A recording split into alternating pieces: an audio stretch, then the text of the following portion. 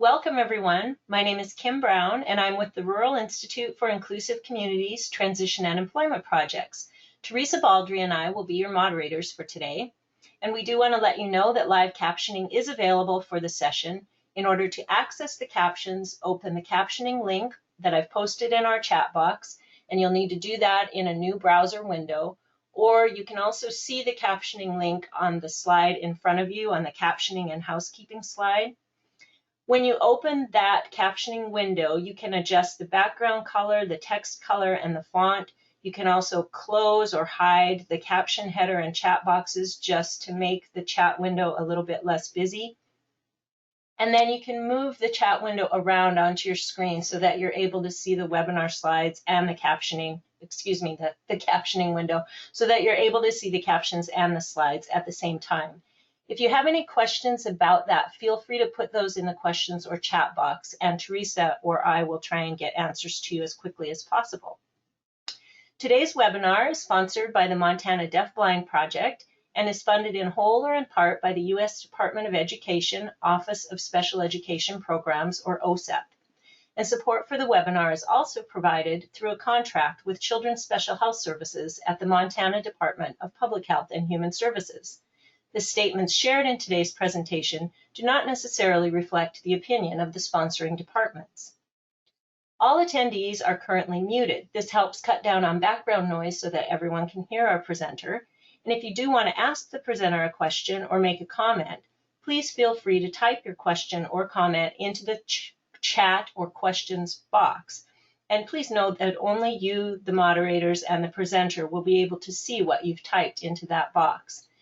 If you do not see a questions or chat box on your screen, look to the upper right-hand side of your screen. There should be an orange box with a white arrow in it. If you click on that, it will open your GoToWebinar dashboard, and then you should be able to see the questions and chat box. For those of you who requested Montana Office of Public Instruction renewal units when you registered, those will be emailed to you after the webinar, and it can take up to a couple of weeks for us to get those out. You do have to have requested the OPI renewal unit credits when you registered in order for us to send those out. And we are using a brand new feature that allows us to offer certificates of attendance. You'll receive a follow-up email tomorrow after today's webinar, and it will include a link to that certificate of attendance. Unfortunately, we are not able to change any of the language on that certificate, and it does not currently include the number of hours of this webinar, so we're not able to add that. And just to let you know in advance, but you will be able to download that certificate of attendance if you need it. Today's session is being recorded for the Montana Deafblind Project and the Transition and Employment Project's resource libraries. By participating in the webinar, you grant permission for any chats and or questions that you submit through the webinar platform to be recorded. The video for today's webinar and the handouts will be posted to the training archives pages, and I will put both of the URLs or website addresses for those pages in the chat box in just a few minutes. And we'll post the recording as soon as possible. It can take up to 2 weeks for us to get that posted, just so you know. The handouts for today's session are already posted on both of those websites, and they're also available from your GoToWebinar dashboard. And you can download them directly from the webinar today if you're interested in doing that. When you close out of today's webinar, a survey will pop up, and we do ask that you please take a couple of minutes and fill that out. We really value your feedback. If you don't have time to do it today, the survey link will be sent to you again in the follow-up email tomorrow. And again, please take the time to fill that out. And Philip, if you could go ahead and advance to the next slide, please. And then the next one as well. Thank you. And then to the next slide. And with that, I will turn it over to Teresa Baldry for a quick description of the Montana Deafblind Project. Thank you. Thanks, Kim. And hello, Elle. I am Teresa Baldry and one of the project coordinators at the Montana Deafblind Project. In front of you, you see a screenshot of our website page. The Montana Deafblind Project is a source of specialized information, technical assistance, and resources focused on improving education, inclusion, as well as college and career readiness for individuals with combined hearing and vision loss between the ages of birth and 21. The Montana Deafblind Project is located at the Rural Institute for Inclusive Communities at the University of Montana. We have 3 staff who all work part-time, and multiple ways that you can connect with us. As you can see on the screen, we have our email, phone number, fax, and even on the website, there's a contact us form. You'll also see a little button there for Facebook, as we do have a Facebook group called the Montana Deafblind Project. You can also learn more about the project following any of the links that are on the page. We have some areas of focus that are in the middle of the screen, such as early identification, transition, and the national child count. What is deafblind? The term deafblind can often be misleading. It implies complete absence of vision and hearing. In reality, only about 6% of the children who are deafblind are without any sight or hearing. Most individuals have some usable vision and or hearing, but importantly, no 2 children with deafblindness are alike. The loss of vision and hearing, even minor losses, can greatly impact development and learning. Children who are deafblind must be taught using specific strategies that are responsive to their individual sensory, cognitive, and physical skills. And to help with that, we have trainings such as today. We are very fortunate, next slide please, to have Philip Schweigert, a Master in Education, with us today. Philip began working with children with sensory and multiple disabilities in 1977 in Portland, Oregon. After serving as both a classroom teacher and later program chair, he spent 22 years as project coordinator on numerous research and demonstration efforts to investigate assessment and intervention strategies in communication and cognitive skill development in individuals with severe disabilities. Philip has authored and co-authored articles for referred journals, as well as curriculum materials through the Design to Learn project of Oregon Health and Science University. He subsequently served as a consultant, lead teacher, and affiliate university instructor, and continues to provide consultation nationally in the area of communication strategies for learners with significant disabilities. Thank you, Philip, for joining us today again to share information. Well, thank you, Teresa and Kim and Montana, for the opportunity. There was a question as we exited our day 1 regarding the profile or the custom reports. And unfortunately, I'm not able to pull one up right now in its entirety and walk you through it. But this is a quick shot of the first page there, which provides you with a description both of your subject, whom was assessed, as well as a description of the communication matrix. Content-wise, that summary report will include a profile, as we discussed yesterday, that picture of that child's communication skills as they exist presently, and perhaps even compared to previous administrations of the matrix. It will generate for you a current skills list based on your scoring. It will compute a primary level of child's communication behavior at this time. It'll also give you a description of splinter skills as you reported. It will compute a percentage per level, per 7 levels. The behaviors used in that, or the behaviors that make up that child's communicative repertoire. A summary of progress, again, if you had completed a previous matrix on file there. And then recommendations based on the assessment data that you have entered. The matrix will generate a list of options for you to consider, and then you go through that menu of options based on your data and select potential objectives that you might want to include in perhaps his upcoming IEP. I hope that helps. But again, there's nothing better than going to www.communicationmatrix.org, clicking on a sample of that report and viewing it in its entirety. All right. Hope that helps. Intervention is about building on what we understand about the child's knowledge of and relationship to the world. Remember, the first part, assessment, was discovering what that child's knowledge of and relationship to the world is. Now it's time to use what we've learned and build on their competencies to promote their continued progress. I want you to take a moment and read this statement.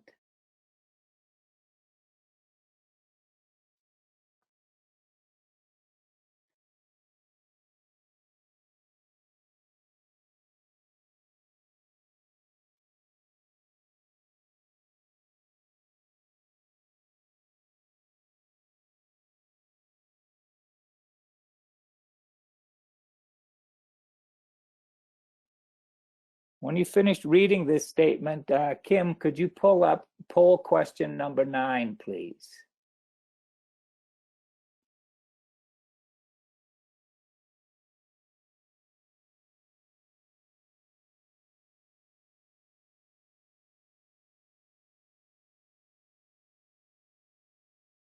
And poll question number 9 reads, it is not uncommon for those teaching a child to communicate to target symbol communication before he/she understands basic foundation. Please select 1, true or false.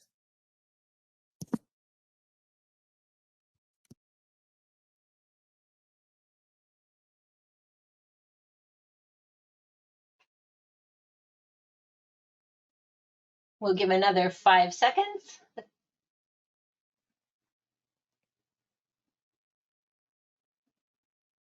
And we'll close the poll. All right. Very good. 96% of you said that statement is true. Good. It's a great way to start off our morning. It is true. And then sadly, we still see it, don't we? We still see folks in too big a hurry, in my estimation, to move into some expressive form of symbolic communication without considering whether or not that learner has the pre-symbolic foundation, that understanding of what communication is all about, and his or her role in it, to benefit from the additional responsibility of using symbols to communicate. There's a lot of groundwork to be laid. So, goal setting.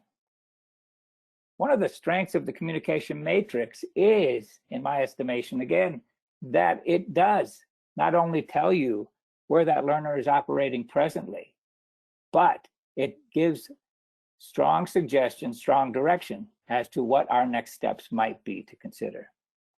Okay. This, I think, speaks to the sensitivity of the assessment tool itself. The steps are small enough, I believe, to capture subtle change in our learners' performance and to give us some direction as to where do we go next, both in terms of level as well as in terms of intents and communicative functions. We've prioritized for ourselves what we consider key elements of individualized instruction at that pre-symbolic level. And among those priorities would be motivation, which, as we discussed yesterday, is really driven by that learner's experience, okay? How can they be motivated to communicate unless you provide them ample opportunity to experience the world around them and know what there is to communicate about? Potential responses. There is no one way, one correct way for a learner to respond at this level, okay? Open your minds up, open your eyes up to what that learner is able to do and what you're able to detect from that learner. That's not to say that we're not going to move past that, but it gives you a starting point. In terms of our priorities, I mean, there are 80 cells on that communication matrix, but if we were to prioritize, what I would suggest to you in terms of our initial focus for intervention would be strategies that encourage that child's ability to gain attention. Because without that ability, then communication is not going to be successful, yeah? that child never then understands the necessity of another person to communicate with. So giving them the tools to develop that ability is pretty important. Reinstatement, a wonderful strategy. We'll talk about that a little bit more later on, but it's a way for us to introduce our learners to the world around them and provide them access in a communicative back and forth sort of a way, engaging them, pausing within that engagement, looking for indications from them that they are enjoying that and would like to continue it, or not enjoying it and would like to punt, okay? Finally, requesting and choice making, okay? Long before we can offer our children choices or ask them if they want something, we have to make sure that they know what it is they're being offered, yeah? Reinstatement provides us the tools to do that. But as our learner develops a repertoire of things, of interests to communicate about, and a way to discriminate between those two things, or three things, or however many, and express those interests, then requesting or choice making might be appropriate. And promoting progress. We're never done. Where do you go next? I suspect many of you are familiar with the Communication Bill of Rights. This was written back in the early 90s. It's been modified just slightly as recently as 2016 by a committee, but I would say the changes weren't that significant. They didn't deviate a whole lot from the list you see here. Now let me read that introductory paragraph to you.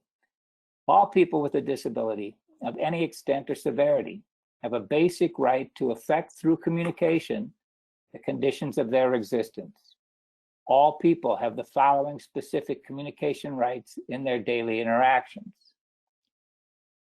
Top of that list, we're looking at the ability to request desired objects, actions, events, and people.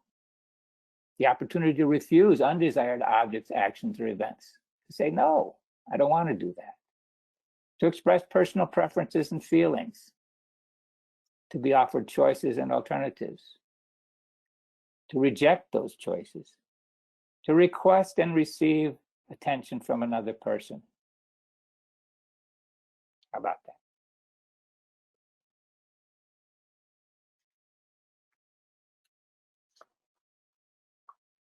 These, I would suggest to you, are our first priorities. So, where do you start? Cynthia Kress takes on the question of yes, no. Where do you start teaching communication? Isn't yes, no the most basic skill? Well, yes, no tends to be a later developing skill, according to Dr. Kress, since those words can have a wide variety of meanings and results. Also, yes, no tends to reinforce passive responding rather than active functional communicating. Earlier communicative functions may include greetings, protests, requests for attention or objects, more or all done. And one hard thing at a time in learning new communication. All right. And yet, how often do we see a child who is at that pre-symbolic level given two switches, one with an abstract symbol for yes and one with an abstract symbol for no, and he is being asked to indicate, for example, in that instance, his choice between activating a switch with yes or activating a no switch, or ask the question, and again, being asked to activate one or the other, okay? I've also, sadly, seen one of my former students have his extensive communication system taken away rather arbitrarily by the speech-language pathologist because it was too much for her to contend with, okay? And instead, she adopted a yes-no system. And you can imagine, here is a child who is completely competent using his communication book to express his needs and wants. He gains attention appropriately by approaching other people with his communication book open and pointing to the thing that he wants to talk about. And yet now he is relegated to waiting for somebody else to pose a yes-no question to him before he can communicate with them. That's pretty passive, pretty unfortunate. Where to target communication opportunities? Well, obviously, our bias would be ideally any and everywhere. But if you have to choose, if you have to prioritize, then let's propose these couple of criteria. One, where the child's interests are the greatest. Those situations that are highly valued by the learner and his or her family. And finally, where you can ensure the most consistency from the environment.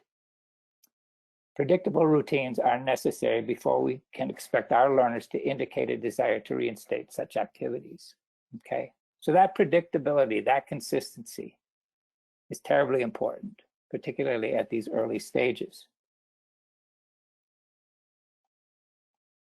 Let's take a look at our level 1 learners. At this point, our level 1 learners, if you recall Peter yesterday with his mom on the video, students who appear to demonstrate no volitional or purposeful behavior at this time. And I said appears to demonstrate that, or appears not to demonstrate that rather, that's on us. That's on us because we are unable to detect such behavior from our learner. And so it behooves us to create an environment that allows them to demonstrate that consistently so that we can then respond to that consistently. At this stage, that child's behavior might be referred to as spontaneous, but reflexive or reactive behavior to either internal or external conditions.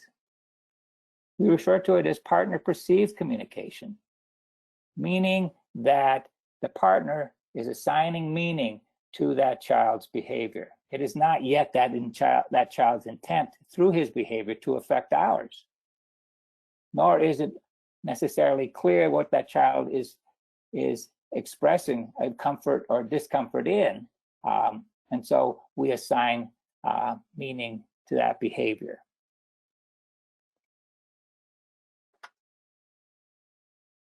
The focus of our intervention should be then to establish the purposeful behavior by creating a highly responsive environment. Some goals to consider there might be to increase that learner's state of alertness so that they are more available for learning. To increase their awareness of or attention to topics in interactions with you. To demonstrate detectable and doable means. And finally, to demonstrate contingency awareness, to demonstrate an understanding that they have, that their behavior matters, that they can affect change through their behavior.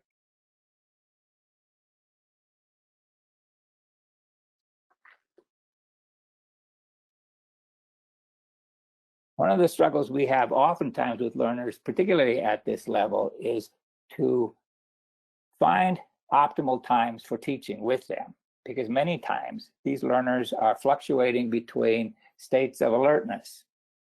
And I'm sure you have seen this list of different behavioral states. This one is from the Sensory Learning Kit by Millie Smith. It's adapted from works by Brazelton and others. But it ranges from asleep and drowsy at one end of the continuum to fussy or crying and agitated at the other end. At either end, that learner is not available for learning. It's only in that middle quiet alert or active alert place that they are present and available to engage and to be engaged. So sometimes the task becomes to determine what makes up that optimal time, what sorts of conditions, what sorts of stimuli or absence of stimuli most readily correspond to those states of quiet alert or active alert. And that's not necessarily an easy question to answer. In some cases, you may be required to do some rather in-depth observation of that learner to determine through very systematic observation the conditions that correspond most readily with his states of active or quiet alertness, okay? And then try to replicate those conditions to increase throughout his day, to increase his states and his availability for learning, okay? So one youngster, little guy, we conducted such an observation for him and discovered that, and this was 2.5 months into the school year, we discovered that at a 5.5-hour day, he was present for learning approximately 20 minutes. And that's not a block of 20 minutes. That was 30 seconds here, 2 minutes here, and so on and so forth throughout his day. By conducting an observation like this, we were able to create some hypotheses about those sorts of conditions that might be most accommodating to his readiness and his availability for learning. By the end of the school year, a post-observation like this was conducted again, and we saw that Tommy was able to maintain an active alert place for learning approximately 2.5 hours out of a 5.5-hour day. Okay. Philip, this is Teresa. I am interrupting you for just a moment with a question that's come in regard to the sleepy status that we were talking about in the previous slide. Yep. Can Philip recommend any resources to help parents when their child has poor sleep patterns, like awake during the night versus the day?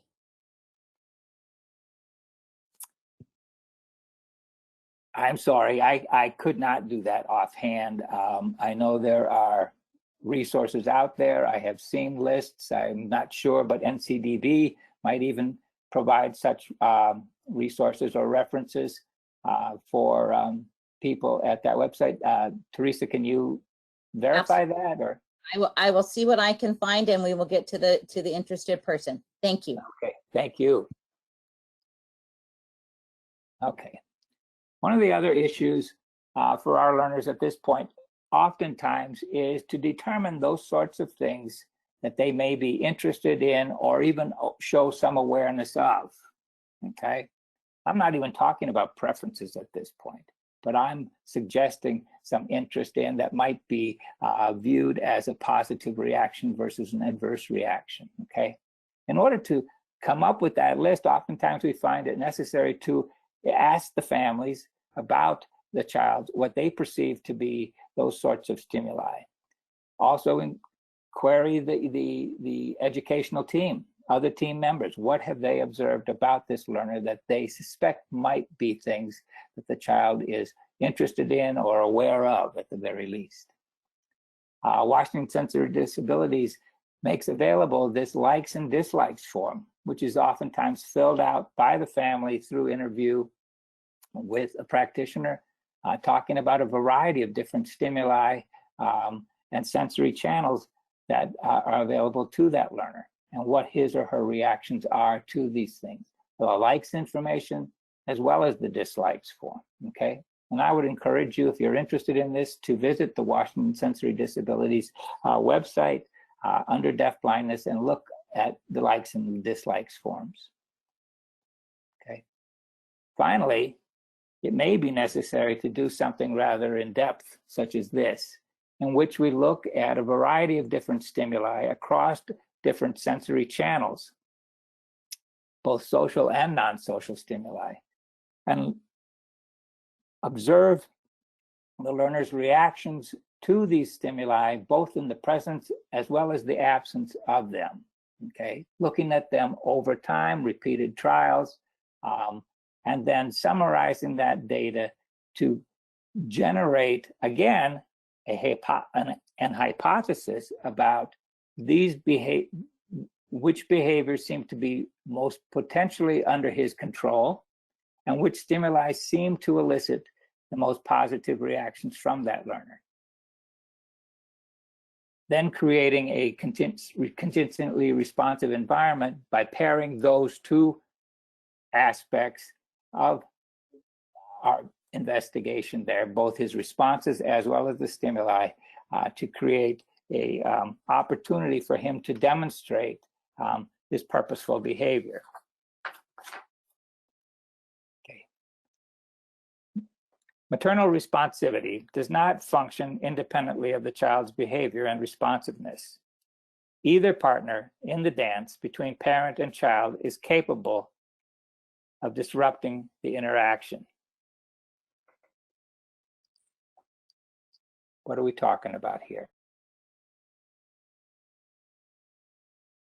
If a parent does not perceive that they are able to engage their learner through these interactions, that parent may be forced, if you will, or may decide that they are ineffective in eliciting those sorts of engagements from their child and change the way they approach him from interactive to more directive. Similarly, our learner, if they perceive that their behaviors don't matter, that their behaviors are ineffective in eliciting a response from their communication partner, their caregiver, they similarly may stop trying. So hence the disruption to the interaction. Okay. Kim, at this point, let's go ahead and pull up poll question number 11, if you would.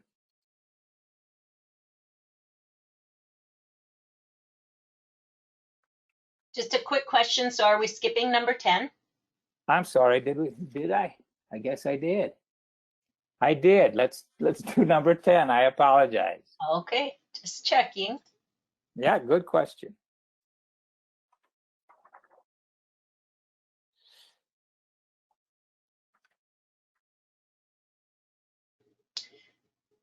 So the question on this poll is, the primary consideration for designing communication intervention should be, and you have 4 choices. The first is the symbol form you want the child to use, or the type of symbols that are most available commercially, or what everyone else is using, or child's current level of communication competence.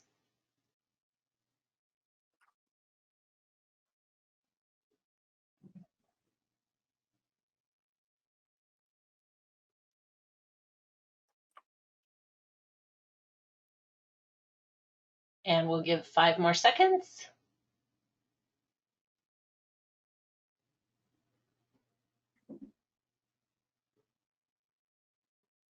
I actually gave 7 seconds because these had longer answers. Okay, we'll go ahead and close the poll and share the results.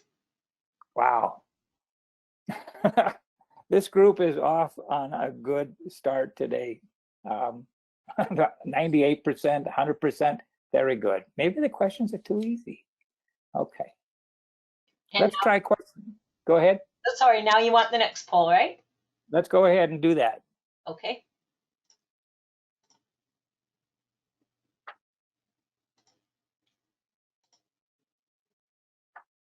So the poll question here is, partner perceived communication means that the receiver is assigning meaning to the learner's behavior. True or false?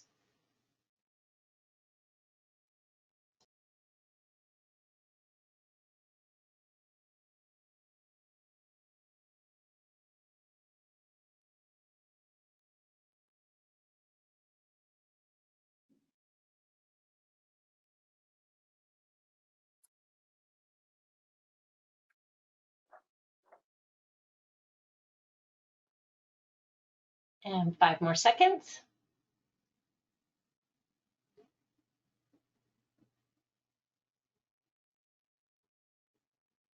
Okay, we'll close the poll and show you the results. Nicely done. Yeah. Partner perceived communication means that the receiver is assigning meaning to the learner's behavior. Absolutely. Okay. So the challenge for our communication partners, for our parents, for our caregivers, for us as educators working with learners operating at level 1, is that we must learn to interpret different signals from them, increase our attention to what we think might be a child's initiation, and continue to create new opportunities for interactive episodes. We're hypervigilant at this point, looking for opportunities, creating, as Wilcox talked about, responsivity, sensitivity, and contingency, okay, for our learners to help generate that learning environment that is so important for our children at this level, one that is highly responsive to them. Okay, let's take a look at Peter and his mom. Peter is visually impaired and he's hearing impaired. Peter is about 11 months old here. He has uncontrolled seizures and he is heavily medicated. Okay, so when he is not seizing, he is probably oftentimes sleeping due to medication levels that are not yet quite right for him. Okay, and yet Peter's mom says, I know the sorts of things that Peter likes. I know what his interests are. To which we said, can you show us? How do you know? What does Peter tell you? And so mom agreed to engage Peter in a variety of different interactions, such as kissing him on the cheek, or roughhousing him in the tumble form, which she called leg fluffing, okay? And she would pause during these interactions so that we could observe what it was that she was seeing from Peter. And this is what we saw, that in fact, through those pauses and through those very systematic starts and stops of engagement that she had with him, she was conditioning very specific responses from Peter. In fact, Peter did like cheek tickles. He did like arm play and shaking in the tumble form. But what he was telling her was, initially I did like tickles on the chest, but I'm liking them a little less. Initially I liked playing peekaboo, towel on the face, but I'm liking it a lot less, and so on and so forth.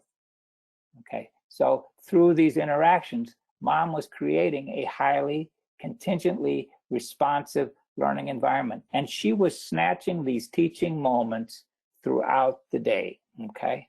Remember, Peter is not a learner who is demonstrating a high degree of active alert or quiet alert, okay? He is not necessarily available for learning much of his day, but even still, mom was looking for those opportunities when he was to engage him and create these sorts of exchanges and develop in him this notion that my behavior matters, this contingency awareness.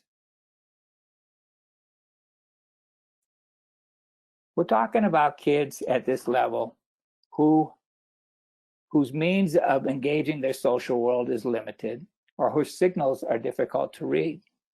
We're talking about children whose means of acting on their physical world is greatly restricted as well.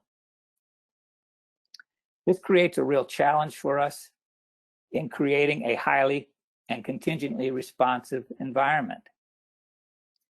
And if you recall what John Watson said, we talked about this on Monday, this is critical for future learning. That detection between their behavior and outcomes in the world is vitally important. Because without that, why would they continue to try to affect change? A profound lack of perceived control over the environment may result in the loss of motivation to affect change in their world, according to Martin Seligman. And yet, such experiences, such learning experiences, prepare the child to demonstrate learning in subsequent opportunities of response contingent learning. And they serve to motivate the child to seek out additional opportunities to demonstrate such control and mastery. At some point, what we begin to see is not the specific consequence or stimulus that the child is eliciting there through his behavior, but it is in fact the discovery of what else I can do, what else I can cause to happen that is the motivator, that desire to master, that desire to control, okay? And that's what Finkelstein and Ramey are speaking of here. So it's a critical stage for our learners. Let's look at this little one. She was one for whom many folks, including myself, could not identify purposefulness in her repertoire, in her behavior, okay? She was, or appeared to be, a child who was operating at this level 1. And yet it was noticed that every time I walked into the classroom and she heard my voice, she would pretend to go to sleep. Now that sounds rather purposeful to me, okay? It's great escape or avoidance behavior. And I know some of you might be laughing right now, but I suspect you're doing so because many of you can relate to this yourselves, right? So that suggests to us that there is some purposefulness in her understanding of her relationship to the world. And yet we needed to create an environment that would allow her to more readily demonstrate that in manners that are not set up to escape or to avoid, but to engage. So in this particular slide, you can see the child propped over a wedge, okay, with a lighted mirror in front of her and a headband. Inside that headband is embedded a mercury switch, or a tilt switch, if you will, such that every time she raised her head, and as long as her head stayed up, that lighted mirror would go on, and her favorite person named Maricela, would come over and talk to her and stroke her back, okay? And would continue to do so as long as the head stayed up. When her head went down, Maricela stopped, the light went off, all right? So if you think that this child likes the attention from Maricela and is making the connection between her behavior and receiving that attention from Maricela, what would you predict about the behavior? It's a question for you. Take a second. Go ahead and type in your thoughts in the chat.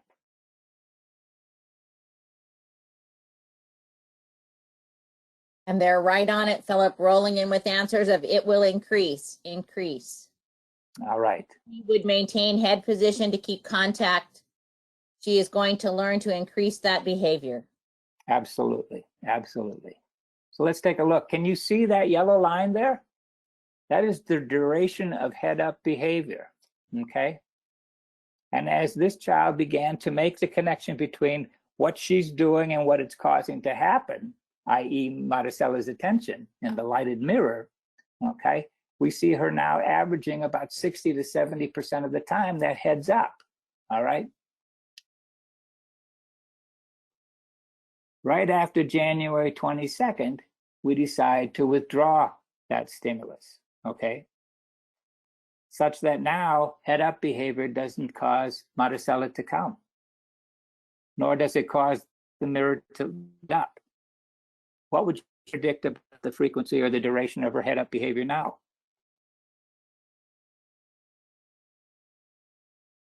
You take a second and chat, write in your thoughts.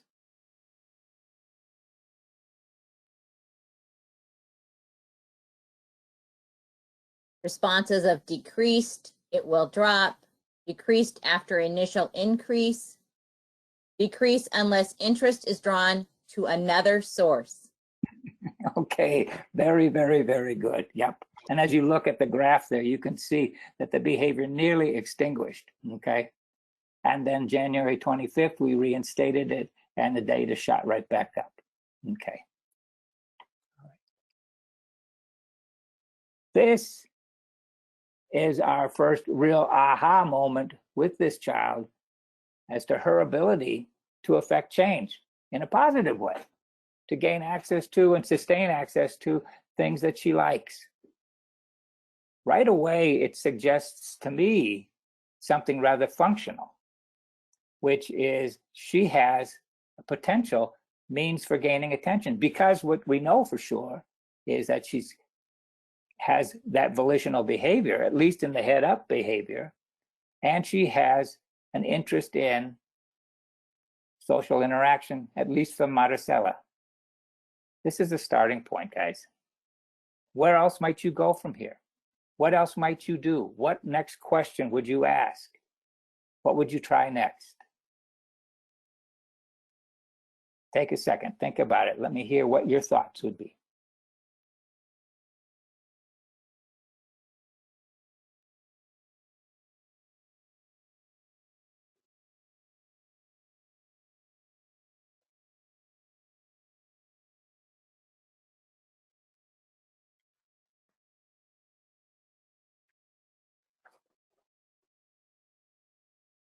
This is Teresa. So the answers I have rolling in are try other communication partners. They're so fast I can't even keep up with it. Hold on here. Wow. This is fantastic. Try other communication partners or music, other preferred people items, trial other possible items to maintain attention, identify objects of interest. Great. Moving from just cause and effect to requesting that person, other sources of interest, increased duration, different positions. I might try changing the visual stimulus for her attention. All right. Well done. Well done. This group is good. You guys are doing really well. Absolutely. So among the things that we did attempt to do next were, one, to adjust the position. Another one was to change the motor response that we were looking for. Another one was to add communication partners. So it wasn't just Maricela attending to her. Another one was to look at our data in a different way, i.e. frequency of occurrence rather than duration, okay? What we've described really is a VAB design that we then continue to run using to answer other questions, such as preferences, right? Very good, very good. Thank you, guys, okay? This is Nyland.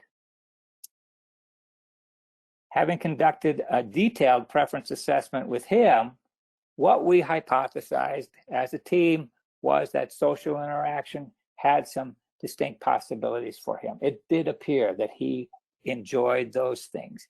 And through our observations and through that detailed data analysis, what we saw was that right arm movement seemed to have the greatest potential for purposefulness, okay? So we paired those two things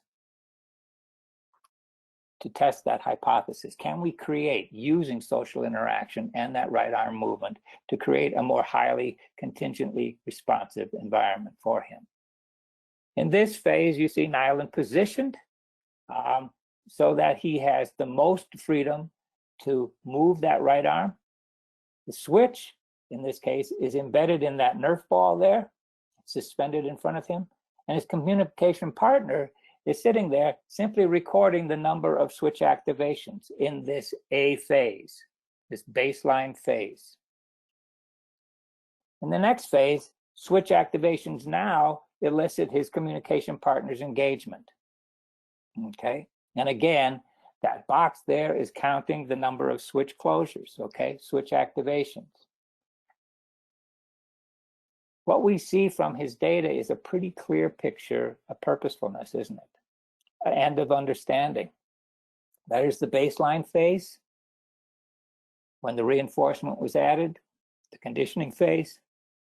We see the data jump. And again, when it was withdrawn, we see the data drop significantly. Pretty clear picture that Nyland is making the connection between his behavior and what it causes to happen, and that he is enjoying the social interaction. So again, you guys, the next questions, all the things that you pose, because you got to remember the switch is simply a tool. We're not done. It is simply a way to access and to make more contingently responsive this child's environment at this point in time, okay? It is not the end all be all. It should only pose questions as to next steps in my mind, in my estimation. So one question is, can he do it in a different position, still getting reinforcement from Heather, okay? The data is there to verify, to give us a yes or no, okay? Can he do it for somebody other than Heather? Again, we refer to the data. Can he do it with a refined movement, a different type of movement rather than the batting, okay? All of these answers will continue to guide us into our next step of intervention. And here you see, now at circle time, instead of automatically being given a chance with the toy, he is, like everybody else, expected to request an opportunity by activating his switch. Hi, this is Nyland, please come see me. At mealtime, same thing. Rather than being given the next bite when the partner thinks it's time for the next bite, Nyland can activate his switch and let them know that he's ready for the next bite. Okay. As Finkelstein and Remy pointed out, such learning experiences at some point begin to instill in that child the desire to seek out other opportunities to learn and to master. Okay, and here Nyland is set up with a head switch, stereo head switch with a mercury switch on the top, okay, such that every time he raises his head, he gets to jam to music, all right? This is his data. An alternating treatment design, AB, okay? You can see that during baseline, 28% of the time his head was up, as opposed to intervention or conditioning, 80%, down to 30 when we reversed, and back up to 90, okay? Clear evidence of learning to learn, okay? Poll question number 12, how about that?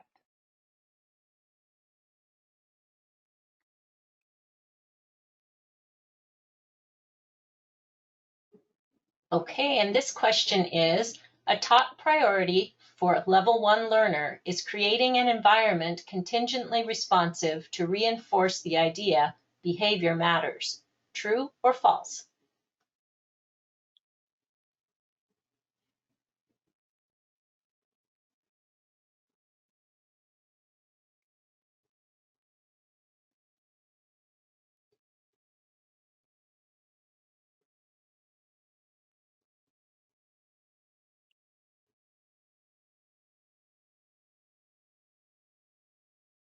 Give another 5 seconds on this one.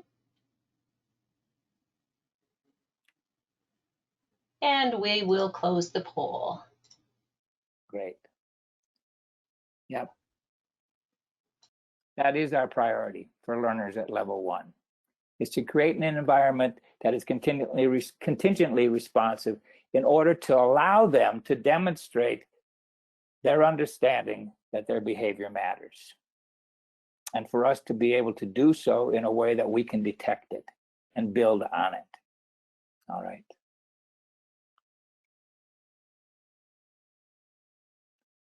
Now, as communication partners, we can more readily interpret at level 2 our learners' behaviors. We must remain accessible to them and part of their learning experience. The behavior is spontaneous, but it is now moving towards more purposeful and goal-directed behavior. We still call it partner-perceived communication because we're assigning meaning to the behavior. It's not yet the child's intent at level 2 to direct this behavior to us with a purpose, with an intended meaning. But it becomes easier for us to interpret because the child's behaviors are more deliberate. And hopefully by this time, he has been exposed to a growing number of things within his environment, such that his interests and preferences has begun to grow as well, okay? The focus of our intervention really becomes to respond to potentially communicative behaviors so that the learner becomes aware of their communicative purposes, okay? We want to expand their means of responding. We want to allow them to demonstrate preferences of topics that are familiar to them. We want to set up opportunities for them to reinstate desired interactions initiated by the partner. And what we're looking for during this time of mutual engagement, right? Remember, we talked on Monday about the importance of that. We are there to provide access to the world around them, all right? We are there to ensure that safety, that secure base. We are there to interpret their behaviors.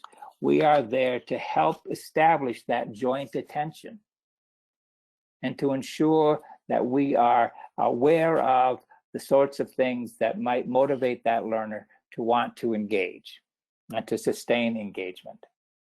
So we are looking for their increased attention to partners and topics, and hopefully the development of or the emergence of joint attention. Okay. This little list here, this little form was put up on the wall of a classroom with the sole intent of encouraging people to engage and be teaching rather than just caregiving. How many times do we approach a child? Do we pick him up? Do we change his position? Do we move him to the changing table? And so on and so forth. Or move them to the lunch table or hook up their G-tube without ever attempting to engage, okay? Without trying to take that moment to create an opportunity for a back and forth, for a small conversation, okay? And simply by suggesting to staff that rather than just doing that, let's start teaching. Let's engage, let's approach, let's pause, let's look for a response from that child. Write it down.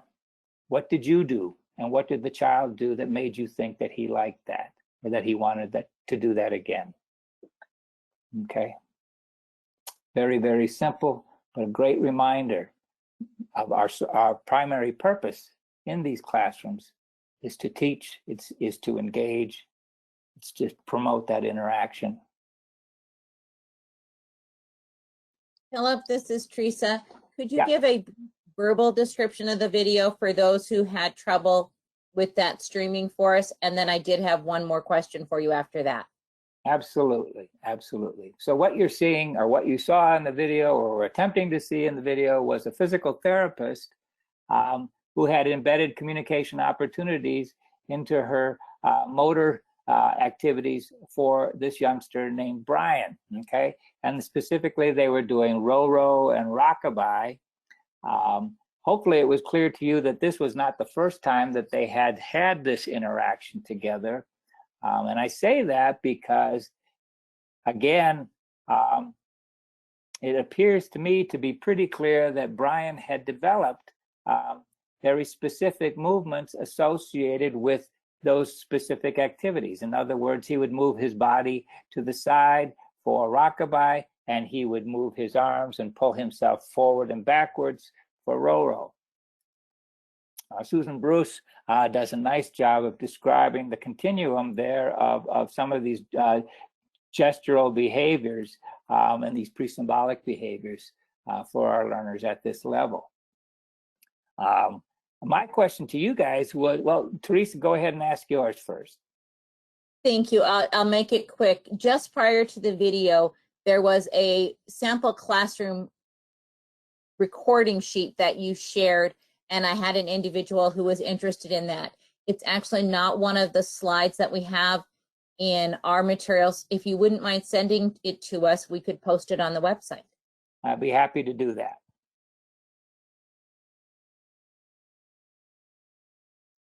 That'll be fine. We can do that. Okay. And now your question, please. Oh, my question is, do you think this was a shared experience between Brian and Robin?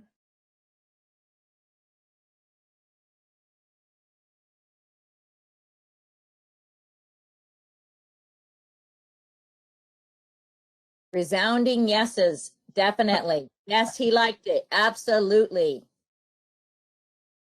Lots more yeses coming in for you, Philip. All right. Very good. Great. So what you're looking at is a reinstatement activity, yeah? Robin initiated this interaction. Difficult at this point in time to quite see how Brian would, but that would be something that we would look for. How might Brian be able to, in the future, not too distant future, initiate such an interaction? But for now, Robin has engaged Brian in a variety of different interactions. In her case, all associated with physical movements, okay? Because as I said, she's a physical therapist, and she's done a beautiful job, I think, of incorporating communication within that context. But As I look at reinstatement activities as something that I might consider before I ever talk about making choices and requesting, because that learner has to know what it is that he's being offered and has to have had ample opportunities to develop interests and preferences. So reinstatement is a great way to help him do so. But it helps to establish a relationship with the child, a reason to want to gain your attention. I mean, do you think that Brian liked Robin?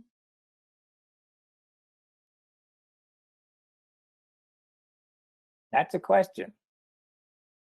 Lots of yeses coming in there as well, Philip. Absolutely.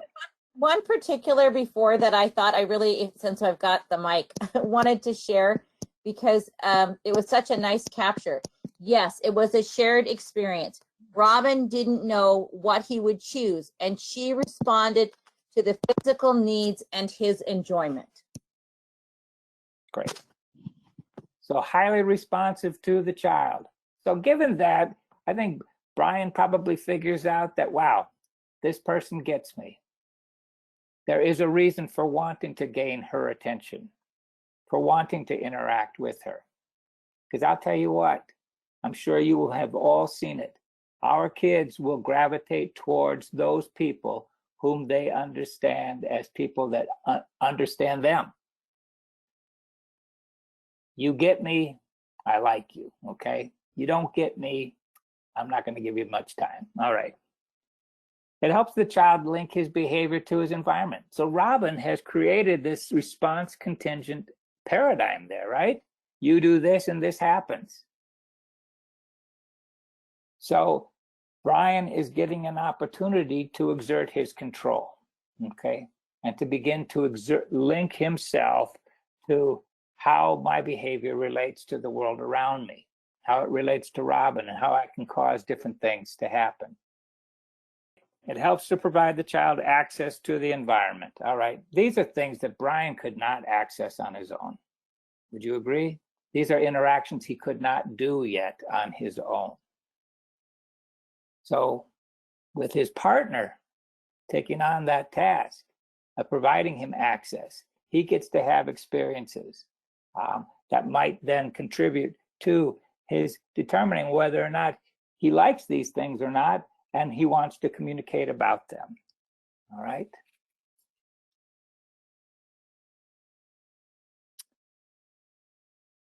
Could we have poll question number 13, please?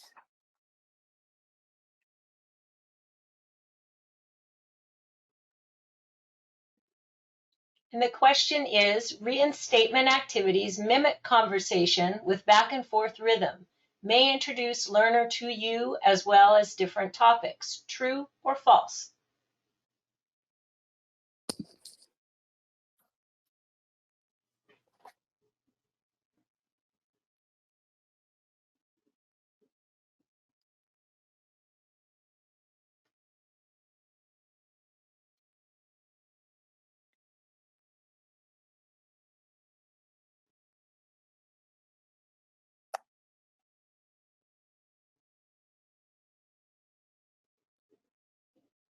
We'll give another 5 seconds.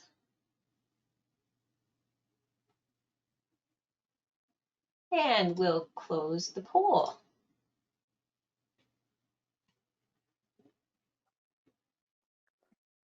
All right. Well done again. Yeah. Reinstatement activities mimic conversation with that back and forth rhythm, and they provide a way to introduce the learner to you as well as to different topics to communicate about. Absolutely. Absolutely. All right. Let's move on. The sharing of a common world is essential for a communicative relationship. It allows you to learn from the child about his ideas and motivations, and allows you to build on the child's experiences. How true. You're the one that's responsible for ensuring those experiences. And because you're going to be there and part of those experiences, it allows you to learn from that child, not only about what might excite him, what might he want to engage you about, but how he might want to change that up, or about how he might choose to respond to you, to express himself in the easiest, most doable way for him.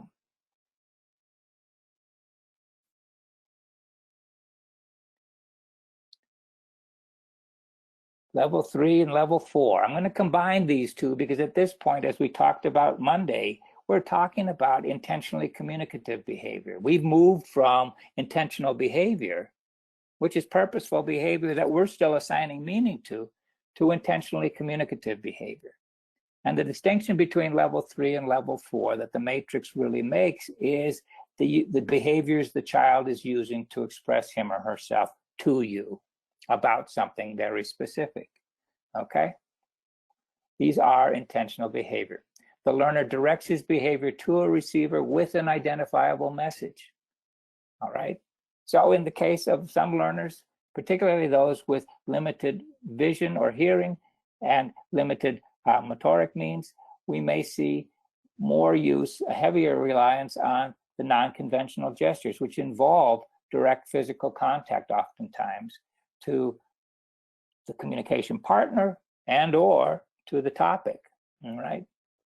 As opposed to conventional gestures, which gestures that you and I still use today, right? That are socially acceptable, more readily recognizable, and that oftentimes can be referred to as distal gestures, such as pointing to things that they want to refer to, waving to somebody at a distance, beckoning to somebody to come over to you, and so on and so forth, right?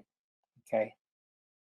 There may be some learners for whom those conventional gestures are not necessarily the most doable for them.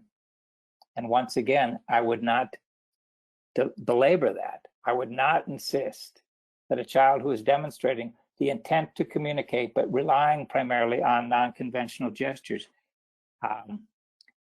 move into level 4 and do so before he's able to move into that symbolic communication if there are sensory and motor issues that might preclude him from doing so. Okay. So among our goals at this level are to increase their initiations as well as their responding, okay? Remember, in the reinstatement activities, the partner is generally the one that's initiating those interactions. Now we're looking for our learner to begin to take the helm, okay, if you will, to seek out opportunities for engagement.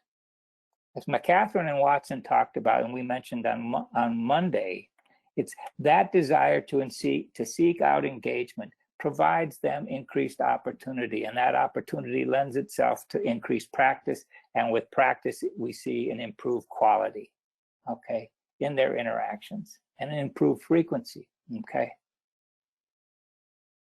So those are the sorts of things we're looking for from our learner, where they begin to connect all 4 elements, if you will, okay? You recall Monday again, the difference between Homero, run, run, run, and Brandon on the trampoline was the clear presence, clear evidence of all 4 elements in Brandon's behavior. Hey, you, this is what I'm talking about, right? In a detectable, doable way for him to express that, right?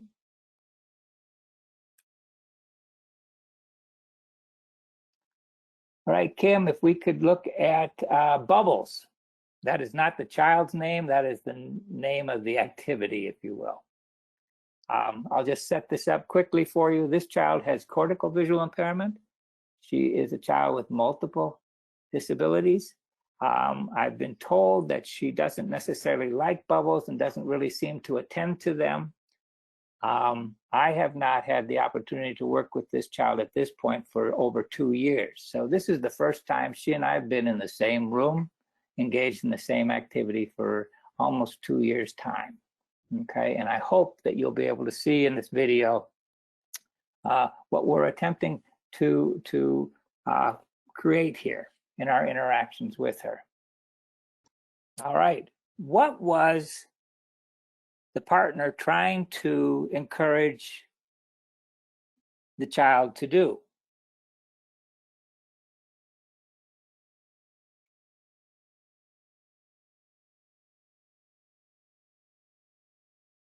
Request more bubbles, engaged Watching, reaching, helping, understood, task, indicate they want bubbles, request more bubbles, request more, joint attention, request. Okay.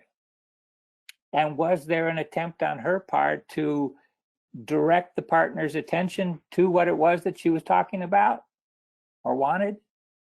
Request or keep going with play. Yes, yes, yes. Okay. Okay. Okay. Okay. Whoops, go right ahead. Sorry, I clicked the wrong button now.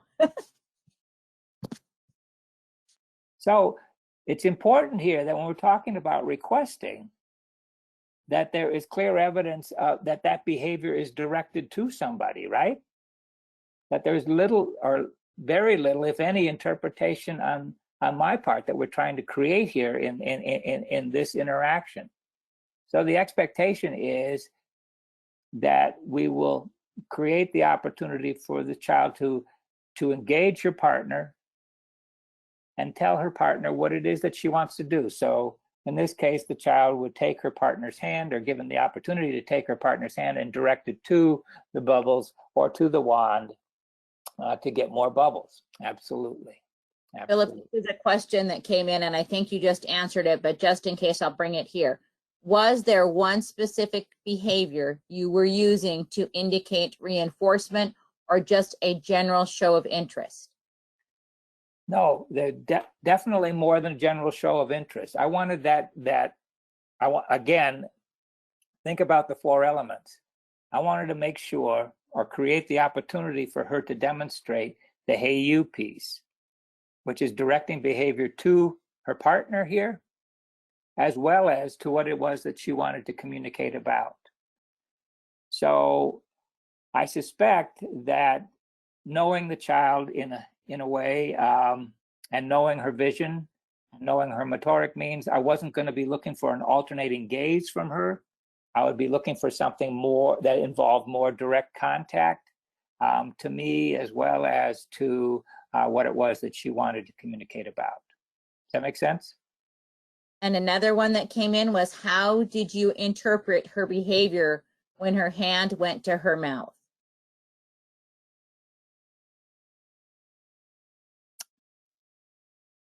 I'd have to see that specific scene. I'm not sure that I noticed it or that I gave it much attention. How would you interpret it? What was your take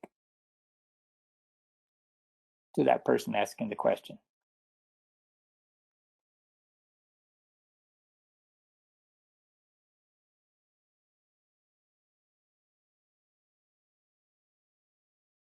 Disinterest in the activity with a question mark. Maybe she wanted to taste the bubbles from another person. Yeah, that could well be. As you can see there, this child has a lot of ways to entertain herself.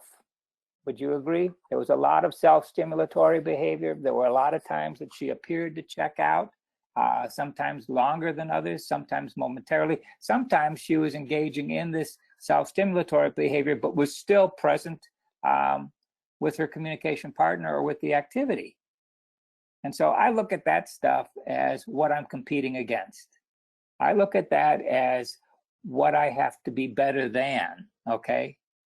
The bubbles have to beat, they have to provide more interest than the self-stimulatory proprioceptive input that she's giving herself, okay?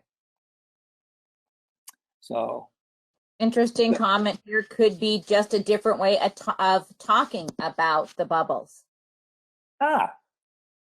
Maybe, and so, hence we learn, remember that earlier slide by John McDonald talking about those shared experiences give us an opportunity to learn about our child, to learn from our child. And perhaps you're right, perhaps had that activity, had I been able to do this with her over and over again across a series of days and weeks, that maybe she would have demonstrated to me a variety of different ways that she was wanting to express her interest or disinterest. That's a real good point.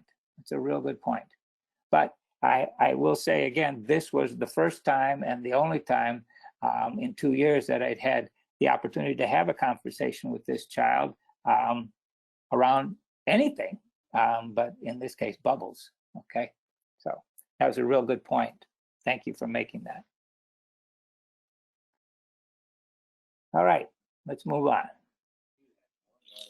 Okay, and this little one, Elizabeth is her name. Elizabeth here can be seen with her switch that's attached to a calling system that says, "Hi, this is Elizabeth, please come see me." She activates her switch, her communication partner comes, and you can see by the availability of the switch that that's the expectation in the classroom now, that we know that this child likes the social interaction, but the deal is, if you want it, you got to be able to ask for it too. So here she activates her switch, her teacher comes and attends to her and identifies herself with a specific personal identification. Then she engages Elizabeth and says, "Hey, do you want to do this?" That he called that arm fluffing, or do you want to do leg fluffing? And Elizabeth would repeat part of the movement associated with the interaction that she wanted to do, and they would engage in that interaction. So at this point, then the expectation on our part shifts dramatically to where we're now looking for and expecting from our learners the "hey you," right? We're looking for evidence that they are not only making choices or able to distinguish or differentiate between a variety of different stimuli, but that they express that interest to somebody and that they take the initiative or the responsibility to do so. Okay. We talked about this. I won't do that again. But again, how do you know that intentional behavior is there, or intentionally communicative behavior is there?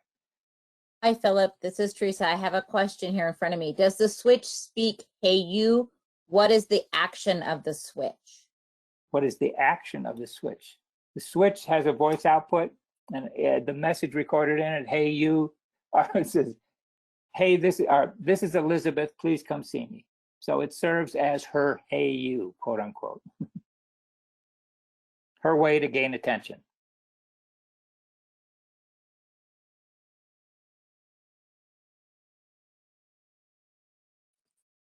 Sorry, one more question that came in. Can he go back one slide? That was fast, and I think it was that you were saying that we'd already covered this. So Right. Oh, okay. So this was a piece that you had covered. Yes, on Monday. Yep. When we spoke about our learners making that transition into intentionally communicative behavior, what we can begin to look for is increased engagement by them. And in fact, our tendency to increasingly engage those kids who have the intent to communicate. And then back to the switch activity. Sorry. Okay. I'm really asking questions now, so we may have to stop the questions just to keep with the presentation, but I'll do a couple here. How did you interpret the behavior when her hand went to her? Oh, we did that, sorry. I got too far ahead of myself.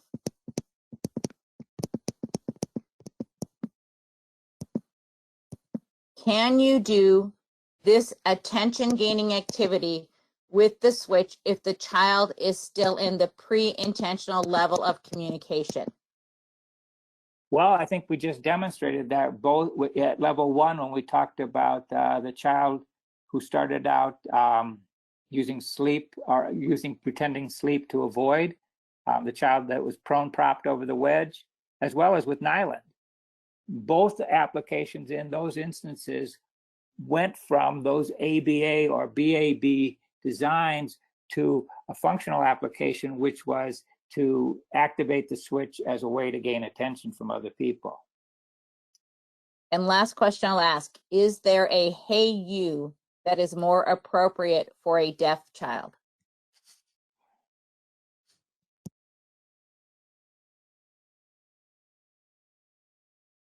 Well, I suspect that in some instances there might be. Elizabeth was hearing impaired as well, so she had the addition of that tactile cover on her switch. I think that for some learners, we might combine the voice output with a vibro-tactile so that they know. I know that in some instances with some of my older learners, I have created calling systems and done essentially the Hey You using vibration embedded inside. Oh, at one point, this is going to date me a little bit, but at one point I embedded one in a Walkman the child could wear in his shirt pocket, and another one I embedded in a pager system that the child clipped to her belt. I suppose I haven't done one on a cell phone yet, but that's not going to happen anyway. So anyway. And from other participants that came in, tactile, vibration, maybe add a light to the switch. And so I'll let you go on with the presentation now, Philip. Thank you. All good. Thank you. Okay, let's go ahead and show poll question number 14.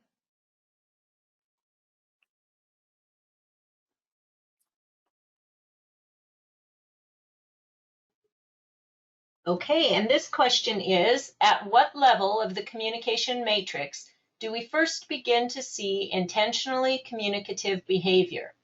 And your options are 1, 2, 3, or 4.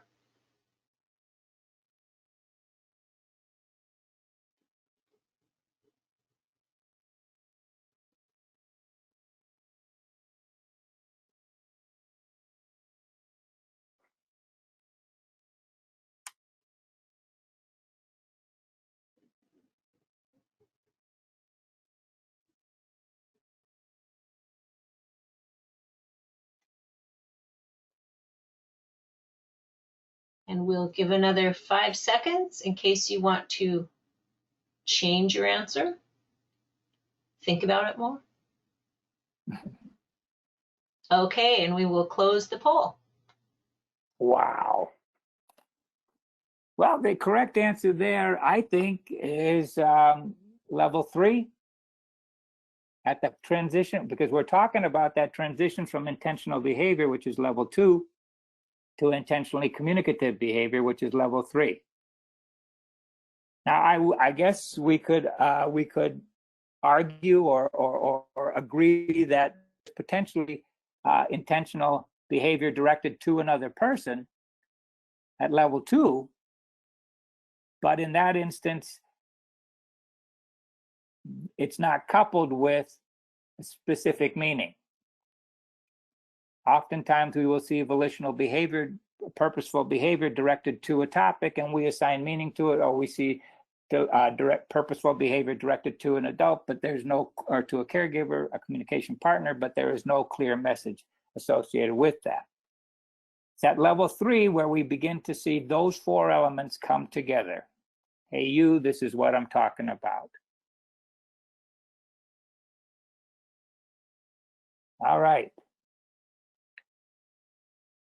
Are there further questions about that? That's a pretty important piece. A comment came in, non-linear overlaps do not occur between the levels. Well, okay, I have no idea what that means. So if the commenter wants to add more to that, I'll share, but we'll move on. Move on. Okay. Level 5, level 7. Okay, at this point, we're making that transition from pre-symbolic to symbolic communication. Okay, we're moving, and we're not going to talk about each of those 3 levels individually, partly for the sake of time, but partly because we're making that huge transition again from pre-symbolic to symbolic. The question really becomes, are we talking concrete symbolic communication or abstract symbolic communication? Are we talking about symbols that share something in common, some attribute in common with the thing they stand for from the perspective of the user? Or are we talking about symbols that are totally abstract? I think it's important here too to make the distinction. We're not just talking about 3-dimensional symbols, because there are totally abstract 3-dimensional symbols. I mean, I've seen systems where Tuesday is represented by a rubber band affixed to a card. Well, that's a three-dimensional symbol, but it's totally abstract. So what defines a concrete symbol, what defines a tangible symbol is the fact that that symbol shares some attribute or some attributes in common with the thing it stands for, the referent, from the perspective of the user. So in my estimation, symbols that are created and put in a kit, perhaps, are not necessarily concrete symbols because they didn't take into account that specific learner's experience. Okay, so a spoon to represent mealtime may not be appropriate or concrete for a learner who is tube fed, yeah? And sure, they could perhaps learn that that stands for that over time, but I guess our point here is that when we make that transition into symbolic communication, we're asking a hell of a lot from our kids. Seeing that symbol as both a thing in and of itself and realizing that it stands for something else. And that realization, that light's going to click on more readily if that child can perceive the connection between that symbol and the thing, yeah?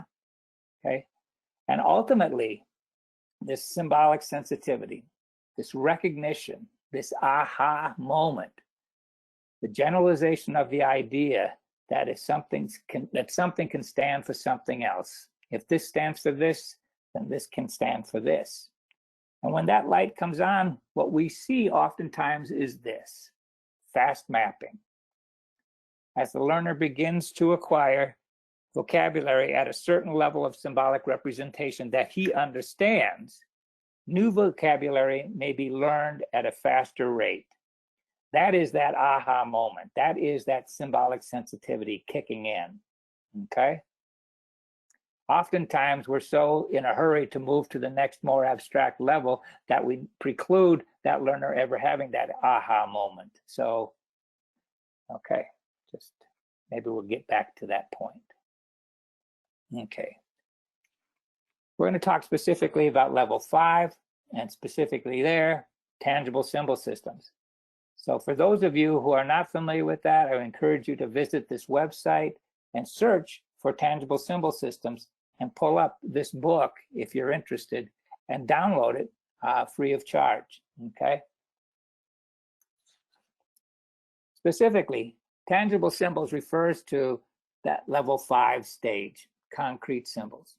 As I mentioned before, in our early research, we saw that many of our learners, despite the fact they were ready to move pre-symbolically into that symbolic stage, they were struggling to understand and to make use of those more abstract symbols like spoken word or sign. And I'm talking about learners with visual and hearing impairments. I'm talking about learners with a variety of multiple disabilities, okay?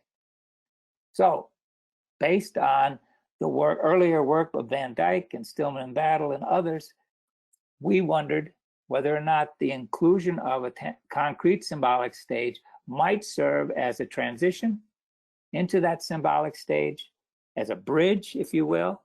And as I talked about Monday, for some learners, it did in fact. I'll show you evidence of that from our own research. And for other learners, it didn't provide that bridge, but it did provide them an alternative mode.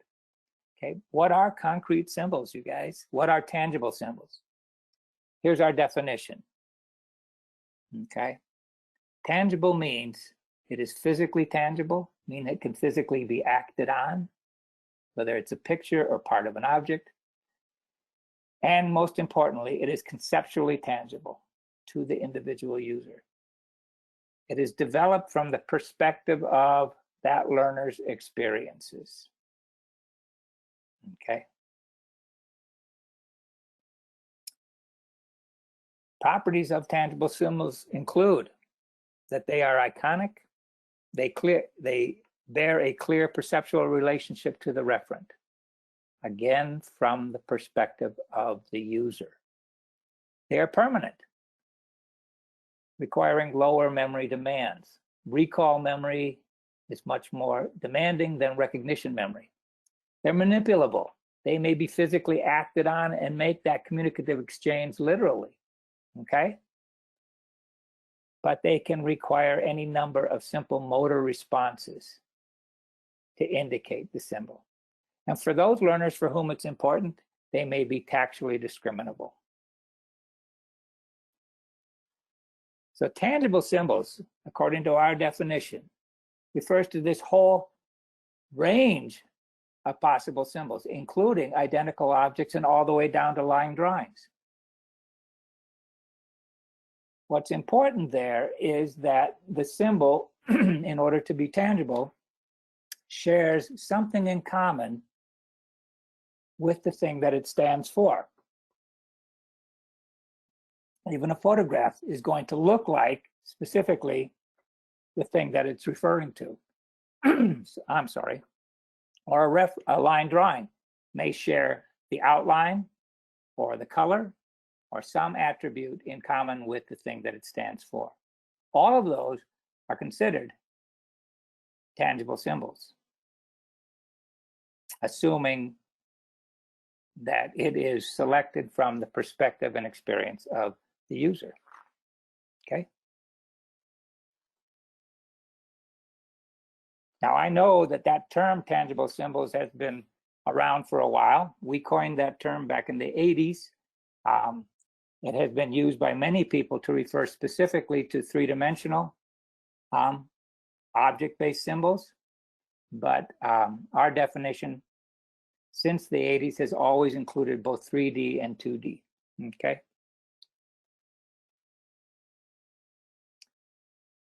Here's an interesting point.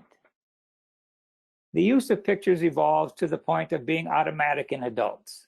Yet the developmental process that results in such automatic recognition is remarkably complex and vulnerable to disruption from a myriad of factors.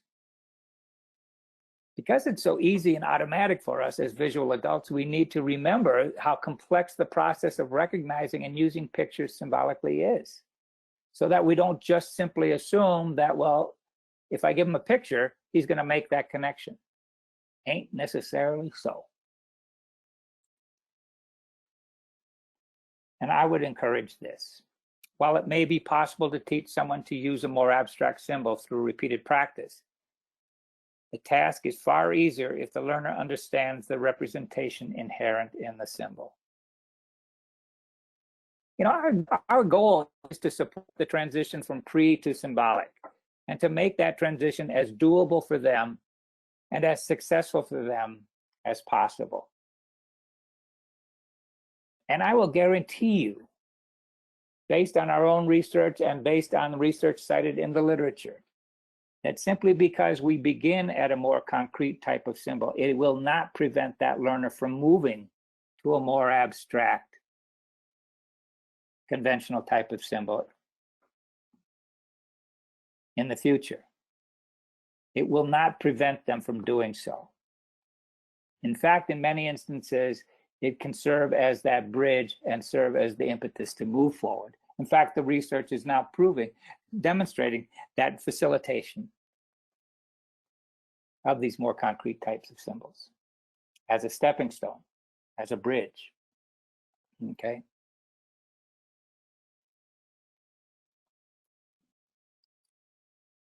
So we talked about key elements earlier on when we talked about pre-symbolic communication, but we're still talking about key elements when it comes to tangible symbols too.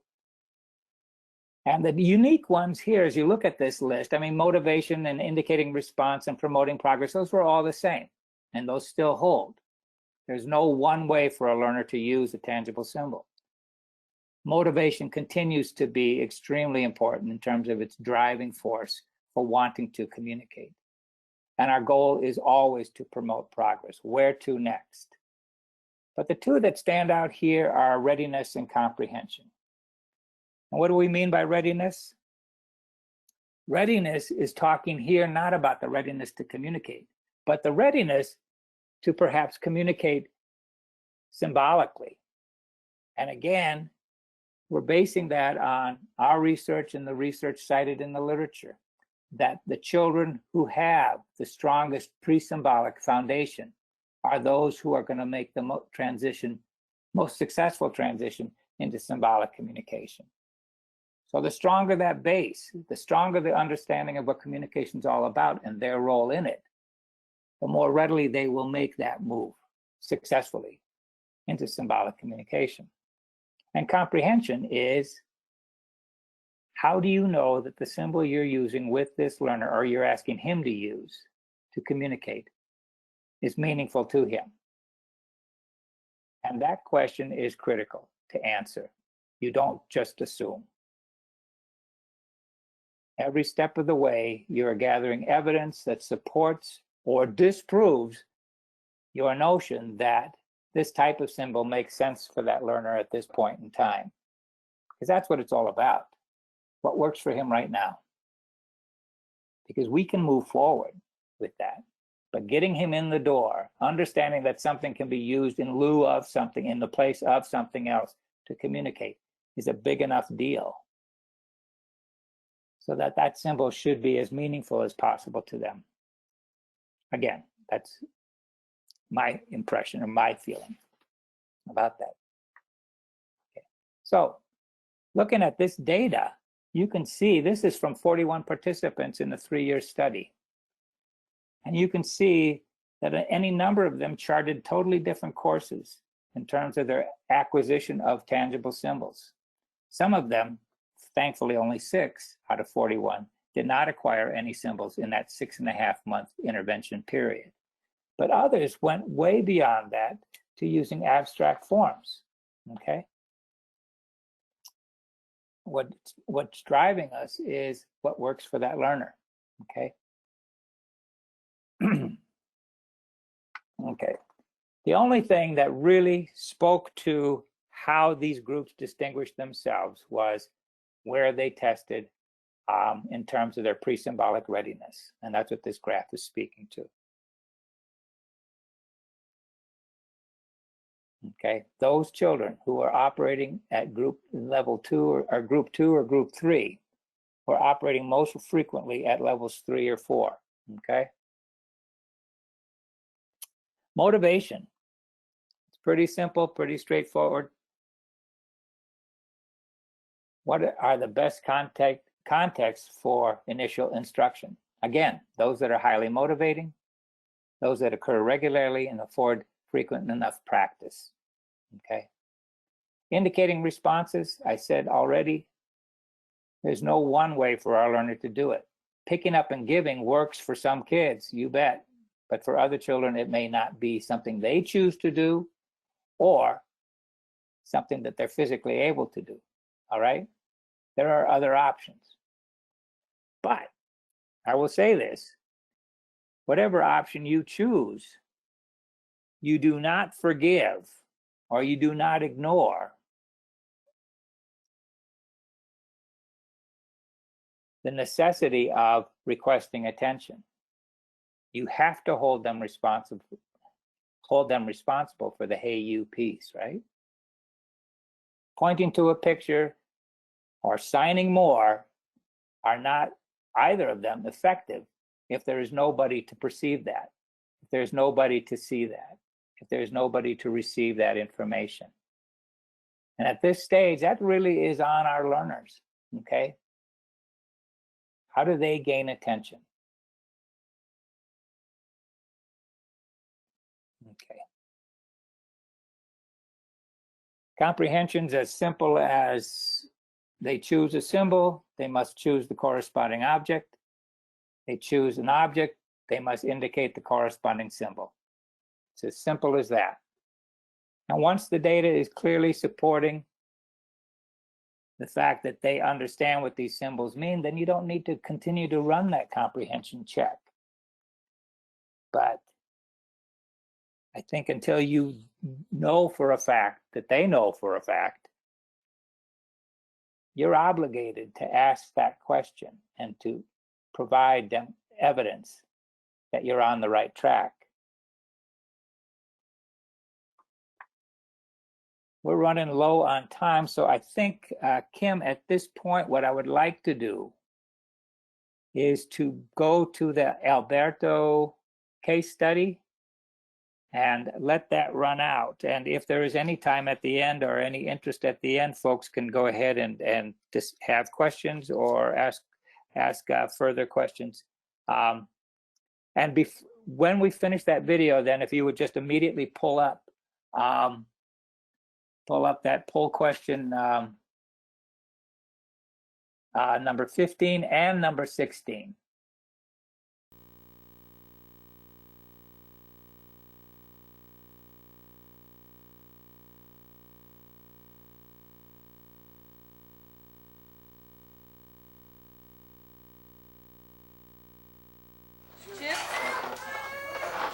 Chips? Which one do you want?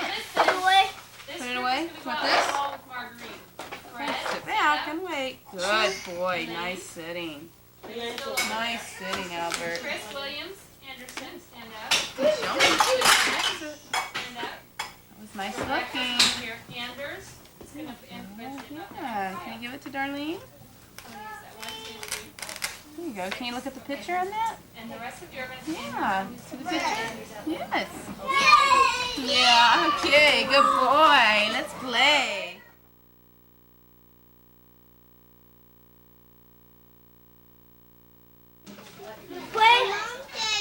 Okay, what do you want? Put that away? You want this? Oh, yeah, okay. Show me Hippie. Where's Hippie at? Where's Hippie at, Albert? There you go. Thank you. Give me a 5. Yeah, you're so smart. On? Okay.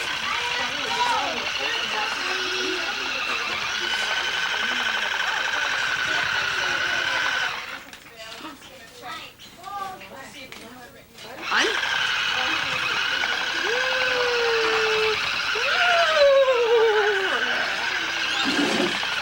I need to find something, Albert.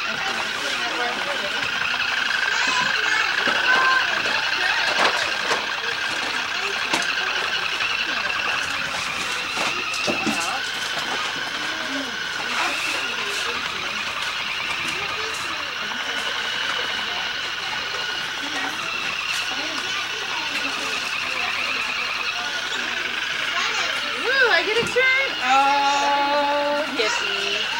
Oh.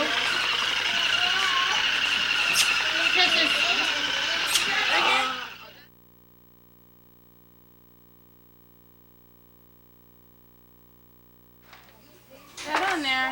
Good boy, Albert. Nice job. Sit down. You're gonna play. I know. What hurts? Your finger hurt? I'm sorry, finger hurts. No fun, is it? Got the pen? Oh. Got the pen? Hold on. You gotta show me the picture. I know. Show me the picture. Show me a pen.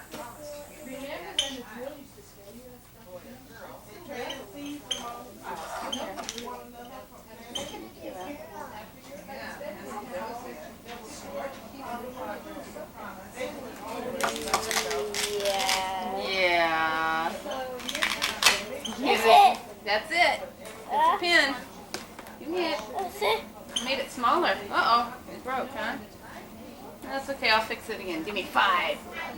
Good boy. Smart. You're so smart. You are. Yeah. Paper? Gotcha. Oh, already have it here. How about it?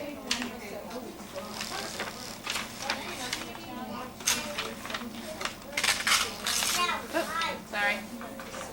Yeah, that way it doesn't get all bent. There's paper.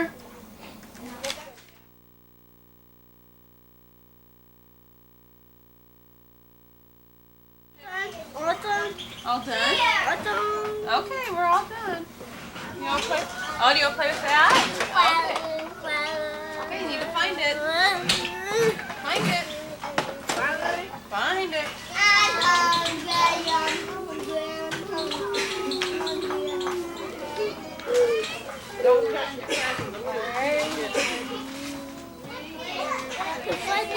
Find it, Albert. Look. It's in there. You need to look. Wait till the teacher. We just like to use their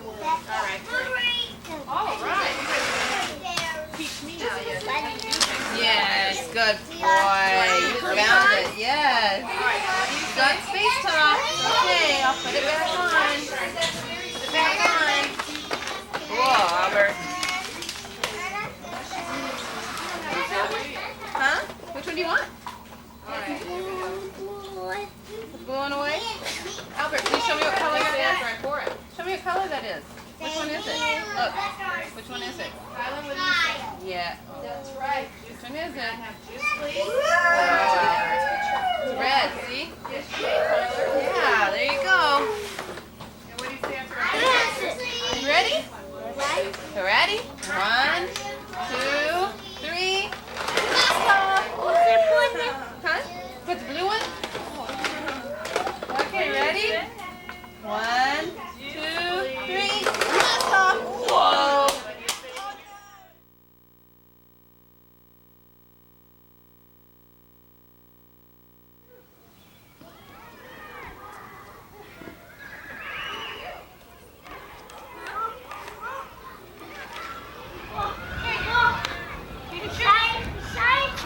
Whoa, we're dropping pulling stuff out left and right here. Okay, you want the slide? Find it. Find the slide. Find the slide. Where's the slide? Side? Side? Side? I don't know, you tell me. Side? Is it? Side? Is that the slide? Side? What is that? Side? Wait for Darlene. There you go. Good boy. Nice listening. Hold my hand. Wait for me.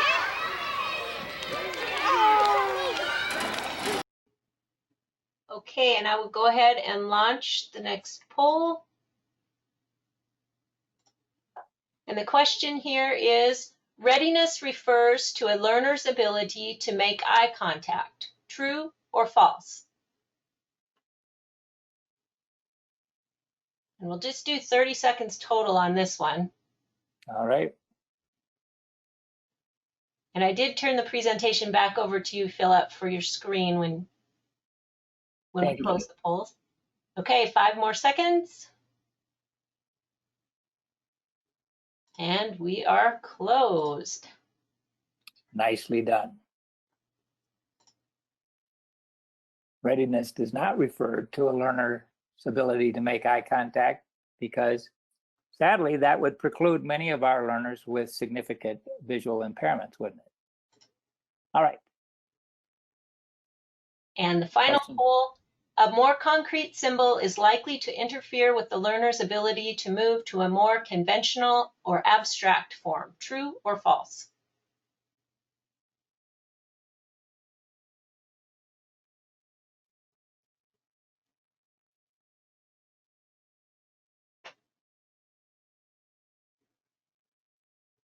Five more seconds. And the poll is closed. Nicely done. Using a more concrete symbol is not likely to interfere with the learner's ability to move to a more concrete, abstract form of such as sign language or speech. No evidence to support that. All right. In fact, if you look back at your screen, I don't know if folks are still there, but here are some examples of children's performance using more concrete and moving towards more abstract. First in this child, Lehigh, moving from 3-dimensional to photos. Oops. I'm not sure what that is. Just popped up on my screen. I'll move on. Boom. Or Jack, moving from photos to colored line drawings. Or Travis, moving from symbols to signs. Damien, moving from symbols to spoken words. And again, the fast mapping. What's critical here, I think, is that our learners have that opportunity to stay with a level of representation that makes sense to them now so that they have that aha experience of symbolic sensitivity. And they begin to build a vocabulary around a level of representation that really makes sense to them right now. It won't prevent them from moving forward if that's the case, but that fast mapping, that aha, is terribly important for our kids. All right, that is it. I'm sorry we kind of sped through that last portion. That's oftentimes the case, but I think we had good questions. I hope the answers were suitable, and I appreciate all your time. Thank you, Philip. And to all of you who have asked questions, we have a number of excellent questions in chat. We will share those with Philip after the presentation and hopefully be able to get answers out to you at some point via email. Remember, please, that a short survey will pop up when you exit today's webinar. If you don't have time to take it today, you will get the link again for the survey tomorrow in a follow-up email. If you do fill out the survey today, please know that we don't expect you to fill it out again tomorrow. We do have 2 upcoming webinars, SSDI and SSI Work Incentives with Tiffany Kelker on September 23rd from 1 to 2 Mountain Daylight Time, and SSI Age 18 Redetermination with Margaret Keener on September 30th from 1 to 2. And we will be sending out the flyers to those in a couple of weeks, so be watching for those. The recording from today's session will be posted to the website. I've posted I've put the URLs or the website addresses in your chat box, so you can take a look at those. It does take a couple of weeks for us to get the video posted. And with that, I would like to thank Philip for another fantastic presentation, lots of great information. I'd like to thank Teresa for her co-moderation today, our captioning professional for her flying fingers, and thank all of you for your willingness to stick with us an extra 4 or 5 minutes today and to be part of this webinar. Have a fantastic afternoon.